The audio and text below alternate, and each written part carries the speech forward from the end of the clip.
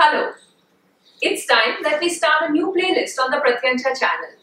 A lot of you have requested Eliot pieces. Some of you have said, why don't we bring W.H. Auden and his poetry on the channel?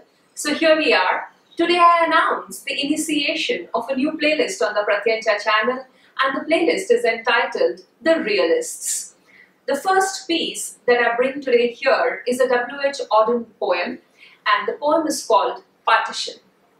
Before we start to read the poem, I would like to speak to you about historical events on the basis of which we shall be able to make the lines of this piece more intelligible to us.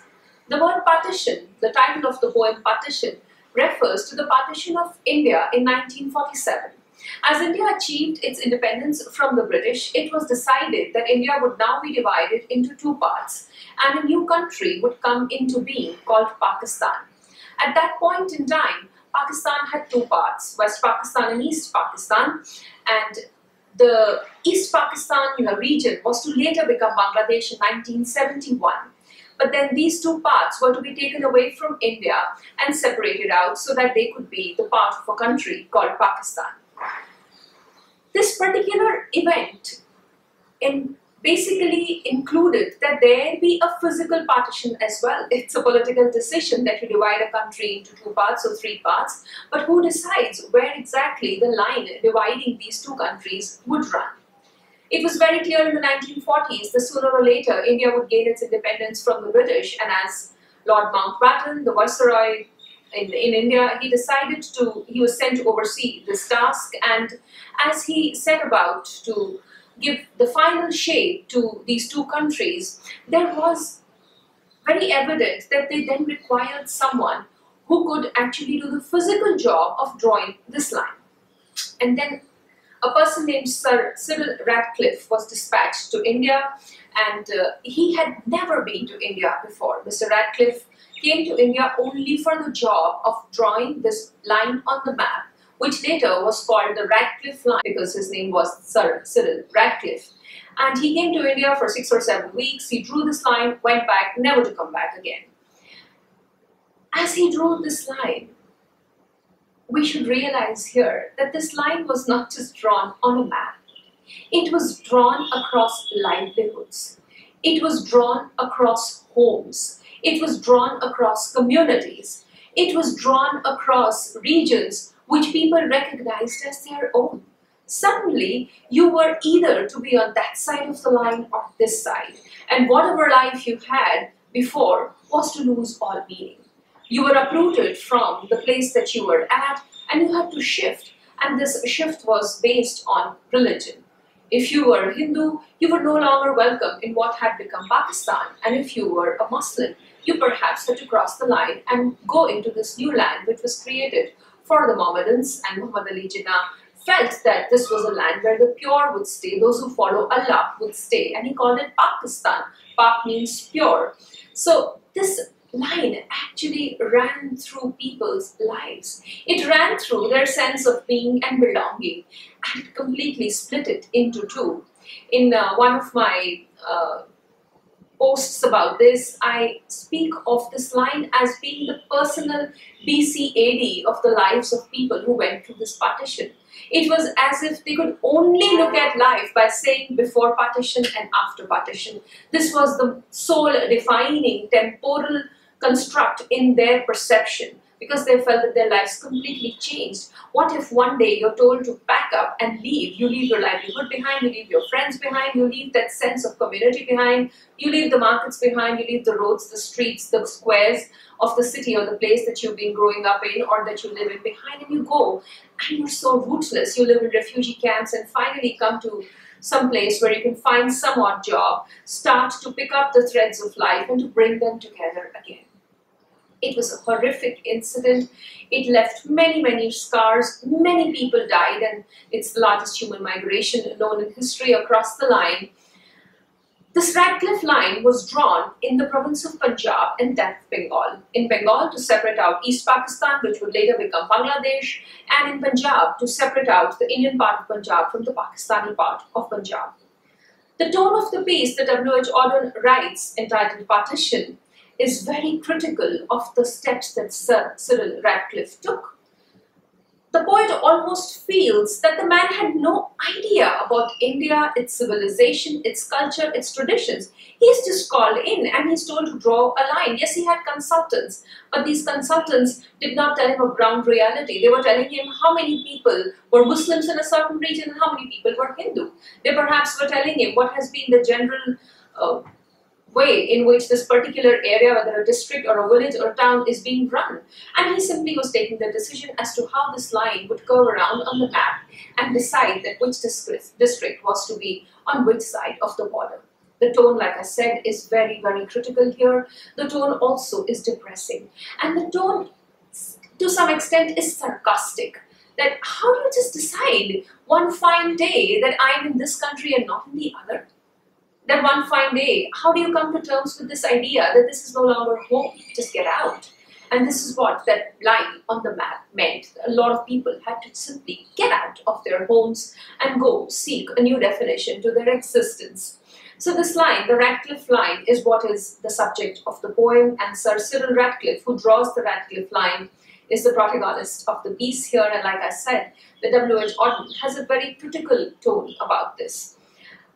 A story comes to my mind here. It's written by Saadat Hasan Manto, Toba Tek Singh, and there he describes that in an asylum there are many lunatics and they are to be divided within India and Pakistan, and how the protagonist of that particular story dies in the no man's land between India and Pakistan, because he says, I will not leave the district, the place that I'm born in, Toba Tek Singh, and go to what you call is now India, and that seems to be my country, the way you're putting it across, but I'm not going to do that.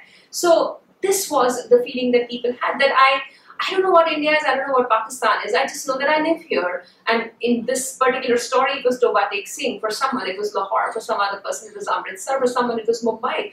I don't want to leave the place that I call home and go to another country just because a political decision has been taken. But the decision was taken and people had to follow it. One more piece we have done on this particular subject, and that is a seminal piece by Amrita Pritam, Aj Aakhan Varis Shanu. The link is right here. You can also find the link in the description box below. Please go and check that poem also out, because that is also about the horrors of partition. And here, Auden starts to write about Sir Cyril Radcliffe. Partition. Unbiased, at least he was when he arrived on his mission. Unbiased, at least he was when he arrived on his mission. Having never set eyes on this land, he was called to partition between two peoples fanatically at odds, with their different diets and incompatible gods. W.H. Auden says that when Sir Cyril Radcliffe was called in to partition India, he was unbiased. He was neither on the side of Mohammedans, he was neither on the side of Hindus, and also he had never ever been before to India. And he was called to partition that land. This line has a very sarcastic tone to it, that you call a complete stranger an absolute, he had absolutely no awareness of where he's going, and there he comes. All he knew that this was a British colony and now it was being granted independence and it was to be separated into these two countries. And the separation was between two people who were fanatically at odds. Both sides, they were fanatics, they had different diets and different gods. So both Hindus and Muslims he's referring to here worship different gods and their different diets, and now the differences had come to a head where only a partition could perhaps resolve them. How much they're resolved, that is for us to see in the present times, but this was felt to be a solution at that particular moment in time, and Sir Radcliffe was called in. Let's go ahead. Time, they had briefed him in London, is short. It's too late for mutual reconciliation or rational debate. The only solution now lies in separation. So he told him in London that there is not much time. You have to accomplish this job as quickly as you can, and do not try to seek any reconciliation. It is not that this line would not be drawn. That decision is already taken. You are basically being called in to oversee the formalities. You're basically being called in to put a line on the geographical boundary, and therefore do not waste your time thinking that there is perhaps the possibility of a debate that can take place, or you can rationalize with someone, or you can try to bring the two sides together. That is not going to happen. The only solution now lies in separation. The Viceroy thinks, as you will see from his letter, that the less you are seen in his company, the better. Lord Mountbatten perhaps did not want that Sir Ratcliffe interacted with him too much when he was in the Indian subcontinent, and maybe he wrote a letter, an archive to which W.H. Auden refers to here, that perhaps Mountbatten also doesn't want to see too much of you. You simply have to go there and accomplish your task. So we have arranged to provide you with other accommodation. We can give you 4 judges, 2 Muslim and 2 Hindu, to consult with, but the final decision must rest with you. So we have arranged for you to have an accommodation which is not very close to where the Viceroy is staying. And also we'll give you 2 judges who are Hindus and 2 judges who are Mohammedans, and they would simply tell you or instruct you or inform you about the demographic nature of the place that you are dealing with on the map, and this is how you can go about drawing that line, but the decision rests with you. So Sir Ratcliffe is now given the job of drawing this line across the state of Punjab and that of Bengal, and he sets about to do it. He was jointly presiding over both these commissions of both these provinces, and the Ratcliffe line was soon to come into being. Shut up in the lonely mansion with police night and day, patrolling the gardens to keep assassins away, he got down to work to the task of settling the fate of millions. So he lived in this lonely mansion. There were not other people living around him. He was alone living in this house, and there was police protection night and day because the police was scared that fanatics on either side might want to assassinate him if they feel that the partition is not to their demands or is not suitable for them in some way, and therefore it was suspected that Sir Cyril Ratcliffe may be murdered, and therefore there was police protection all day and all night. And then he got down to work, and what was the work?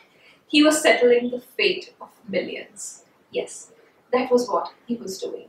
People were going to travel from both sides of the border across this line to then start a new life. And why fate? Once again, we go back to what we were discussing as the video started, that this was that you have to leave your source of livelihood, your shop, your business, whatever, shut your establishment and get out. This is no longer home. This is no longer where you earn a living. This is no longer where your children go to school. This is no longer where you hang out with friends. This is no longer where you have a community, a sense of belonging. Go, reconstruct your life. From the very foundations of it, you're uprooted from your land, and you are out to fend for yourself once again in a new place. So he was really going to decide the fate of millions. The maps at his disposal were out of date, and the census returns almost certainly incorrect, but there was no time to check them, no time to inspect contested areas. So the maps were not up to date. The census results, not consensus, there was no consensus, and therefore there was going to be a separation. The census results, which could give you the demographic details, these were also not correct. Demographic details that what community, what percentage occupies a certain area, these were also very incorrect, and there was no time to check them, or there was no time to inspect these contested areas. You simply had to do a job, you had to draw a line. The weather was frightfully hot. It was very, very hot. The Ratcliffe line will come into being on the 17th of August 1947. So you can imagine that it is the months preceding that date that this work is being done. And it's really hot in India in the months of June and July. And though it's monsoon time, the humidity levels and the heat levels both are competing with each other. So it is frightfully hot, and certainly hot for someone who's coming from London or from England. And a bout of dysentery kept him constantly on the trot. But in 7 weeks it was done. The frontiers decided, a continent, for better or worse, divided. A bout of dysentery. He'd never visited India, he'd just come in from England, and he wasn't keeping very good health, had to visit the toilet very often. So a bout of dysentery kept him on the trot. And this is what Auden is again expressing, that this was a man who'd never come to India. This was a man who was given 2 judges simply to instruct him and inform him, but he really did not have any connect with the man in the street. This was a man to whose disposal were maps which were incorrect, and he had census data which he could not trust, and there was no time to make sure that he had the correct tools, the correct information at his disposal, and also he was not keeping good health. So can you imagine the decisions that he might have taken in that particular state of being? But he takes the decision, subcontinent is divided, and for better or worse, the frontiers are decided. We don't know what good is coming out of it or what bad, but the frontiers are decided. The next day he sailed for England, where he quickly forgot the case. The next day he sailed for England, where he quickly forgot the case, as a good lawyer must. Return he would not, afraid, as he told his club, that he might get shot. He goes back to England and forgets this, like any other project that he might have done. A lawyer moves from one case to the other, and he forgets what he did in the earlier case because he has to concentrate his energies on the case at hand, at present. And therefore, he quickly forgot what he had done in India. He moved on with his life, and sitting in the club with his friends, he would tell them that I would never go back again to India because I might be shot. This is Partition by W.H. Auden. Like I said, that it has a very critical tone. Sir Cyril Ratcliffe is under fire here from W.H. Auden because Auden feels that he was the most incompetent person to decide the fate of these millions that he did simply with the drawing of this line on the map. And also the tone is very sad and depressing at times. The tone also is very realist because it tells you that when a partition happens, it is a very horrific thing to happen. People are divided, and he describes these people. They have different diets and different gods, and there is absolutely no hope of any reconciliation. The separation is the only solution. So there is a finality to it, a finality which is rather sad to accept, a finality which is going to be tragic for many people. Many people are going to lose their lives, apart from losing their livelihoods, their friends, their communities, their homes, their businesses. So this is going to be a very sad experience, and like I said, it will become the BCAD of the lives of many people. Before partition, after partition, their lives are constantly divided into these two parts, temporally and of course geographically. Partition by W.H. Auden. Please subscribe to the Pratyancha channel and wait for more uploads in this particular wonderful playlist. Thank you.